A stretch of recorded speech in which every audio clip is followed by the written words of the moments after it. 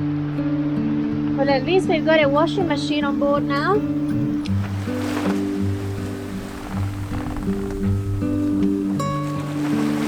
You got it! Well done!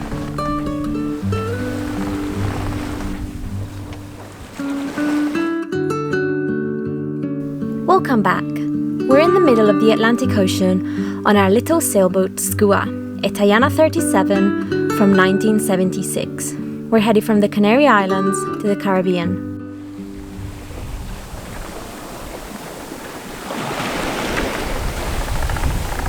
Today is one of those days. As you can probably tell from how amazing I look.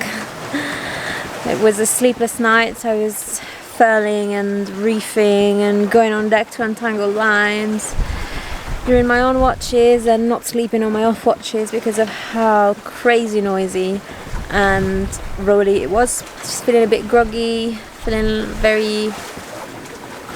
exhausted, and it's fine. We've had 4 really good days, I think, so we need to make some speed, so it's just part and parcel of a passage.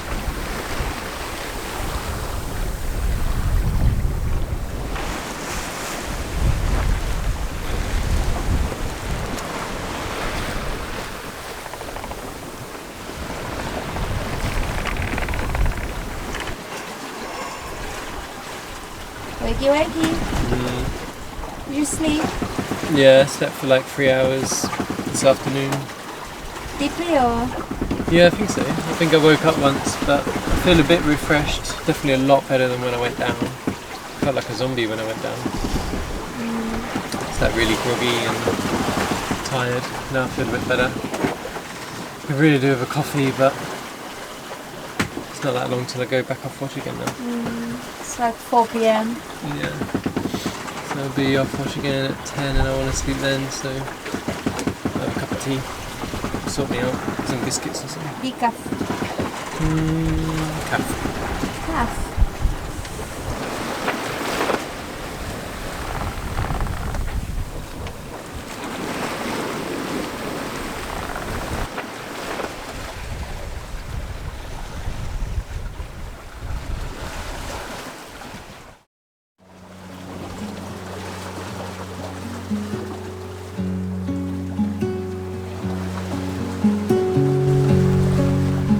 Life on the ocean is slow and quiet.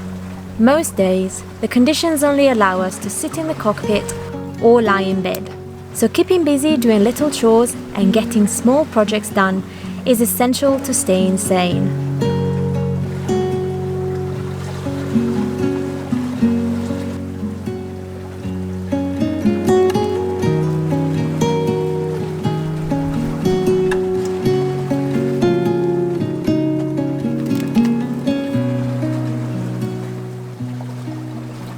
You know when people tell you start an ocean crossing and after day 3 you get your sea legs and you never feel seasick again? Wrong. Completely untrue. As we found out, both of us, we have felt seasick ever since we got our sea legs. So I think I've been seasick a bit at the beginning, a bit in the middle, and we've got still quite a bit to go. And yeah, felt pretty seasick the other night. So yeah, it's not a given. Seasickness can come back at all times, especially because we have had wind that is quite strong at times. So quite a few nights with 30 knots true wind. And yeah, I didn't expect that at all, to be honest. I thought once we passed day 5 we'd be totally fine, unless we were in some crazy storm. But nope. Yeah, seasickness can come back.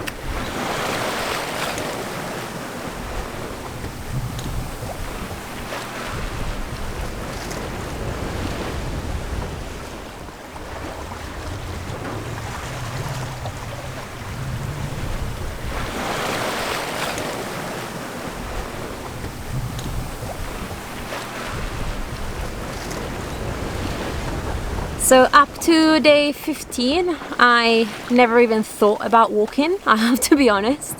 I thought I would really miss it, and instead, yeah, it took me 15 days to realize that I hadn't walked in ages. And as soon as we reached day 15 and I realized that it's been in my mind quite a lot, and yeah, I really fancy a nice long walk and some fresh food and like tropical fruit.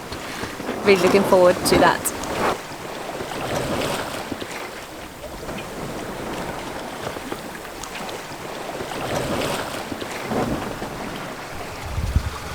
Ryan loves to do astronavigation to keep busy.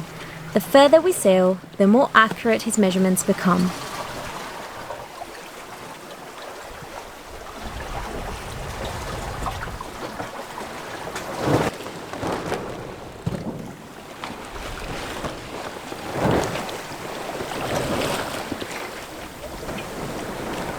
One thing I have been really struggling with on this Atlantic crossing is sleeping. It's probably due to the fact that I'm a really light sleeper on land as well, and I have suffered from bouts of insomnia on land, so really poor sleep. But I expected to sort of work through it, and by day 10, whatever, to be able to sleep quite consistently a little bit every night, and it's just not been happening at all. So I'll really struggle to sleep, and sleep maybe an hour in 24 for 3-4 days, and then crash and sleep quite well for a whole night, like get 4 or 5 hours sleep, and then again not sleep for another 5 days sort of. So yeah, I've been really tired all the time, never feel like doing much. I think like cooking and tidying up, washing up is as much as I do, to be honest, unless I've had a night's sleep. And yeah, it's been a real struggle for me, I have to be honest. It's hard to explain what it's really like to live on a small sailboat in the middle of the ocean. Imagine being in lockdown, but your house has shrunk to your bed, stove and bathroom, and it's constantly moving. You need to hold on with one hand if you want to move around, cook or go to the toilet. Outside, there's thousands of miles of deep blue water.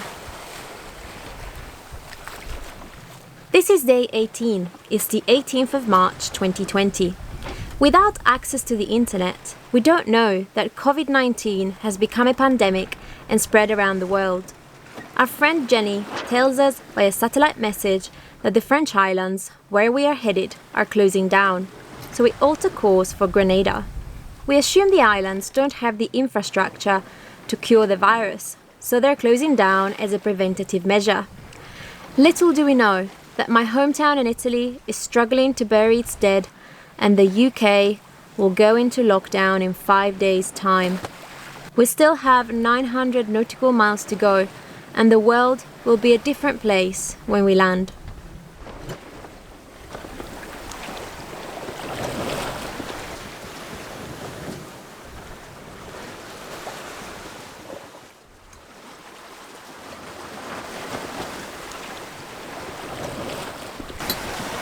You got it! Well done!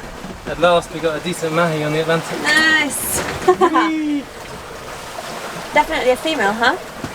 Yeah, I think so. Is that the pointier head, the less blunt head is the female, right? Yeah, I think so. And it's not gone green. It's not gone grey yet. The hook didn't come out. Ah, because it was nice. Yeah, nice hooking technique. It's got some like scratches or something. Yeah, it looks like, yeah, it looks scratchy. Oh yeah, the colour is fading now, huh? The blue is gone. Yeah. Nice. Cool, isn't it? Yeah, really cool. The colours of it. Spots. Yeah.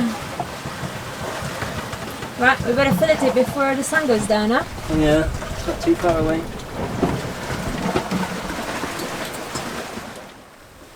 Fishing on the Atlantic hasn't been very lucky for us. We only caught 3 fish in 25 days. In the Mediterranean, we used to catch a tuna or mahi-mahi almost every time we went offshore. So a 3-day passage would mean catching 2 fish.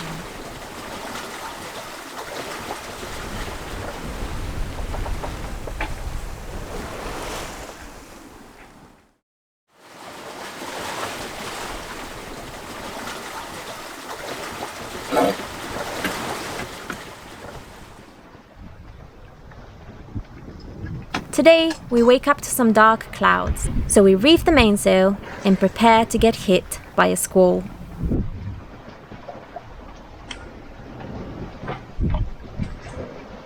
So 16 knots. Shall I fill part of the Yankee? Let's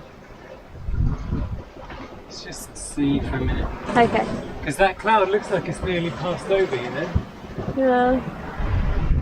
Okay, I'll just stay ready to fill. Just hold that. Yeah, hold it for the next 15 minutes.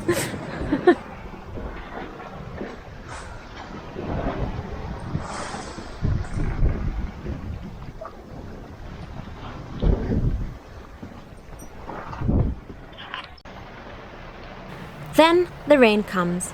The wind doesn't get too strong, only around 25 knots. We've had various squalls, all of them at night, reaching up to 45 knots of wind on this crossing. So today, we're lucky.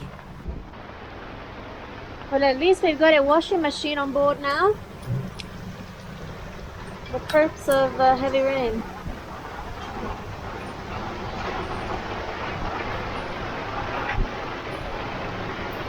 And on the downside, we are completely soaked to the bone. Yeah, your hands are wrinkly. My feet must be wrinkly in my shoes.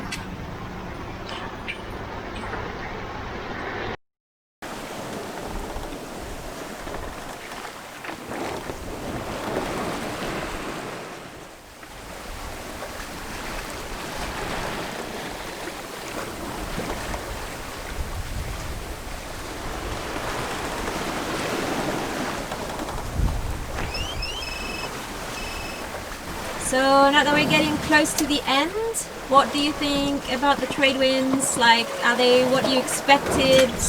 And they're way more variable, I think. Especially the first week, the wind just kept like accelerating and then stopping dead. So we'd be going through a patch where it was like 25 knots, and then that would just stop and it would be like 9 knots. But obviously there'd still be the sea as if it was like really windy. So you just start like rolling around.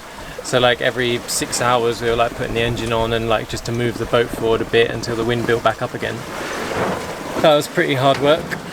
And then once we got level with Cape Verde, it got a lot more consistent. But now the wind is quite light with squalls, so that's a bit tricky because you want to have all your sail up for the light winds so that you're still making progress, but then if you get hit by a squall with all your sail up, then you need to like quickly reduce everything. And because we're basically like trying to let each other sleep, we're single-handing the boat. Like I'll single-hand it for 3 hours and then Eleanor single-hands it for 3 hours at night effectively. So, and the squalls come really quick, and if you can't see them at night, then obviously like suddenly you've got a reef and like you've got all this sail up. So we've been using the radar quite a bit to keep an eye on squalls, which has worked pretty well. What about the forecast? What did you think? Was it accurate? Overall it's kind of reasonably accurate with the trend, and the direction and swell are both accurate, but the wind strength has always like consistently been about 10 knots stronger than the forecast, 5 to 10 knots stronger than the forecast. So what we've figured out is that the forecasted gust is about what our apparent wind speed is normally. So it obviously took us a while to learn that, and it's not like super accurate, still a bit hit and miss, but overall when it said it's going to kind of calm down a bit, it has ended up calming down a bit. But right now we should have 16 knots of wind, and it says we've got 7 knots apparent, so about 11 knots of true wind speed. But yeah, not super accurate, which I thought it would be out here, because you're nowhere near any land, and there are weather buoys out here to like get data and stuff, but yeah. Hi ho. for whatever reason. Better wind than in the Med, huh? Oh, massively better than in the Med, yeah, massively.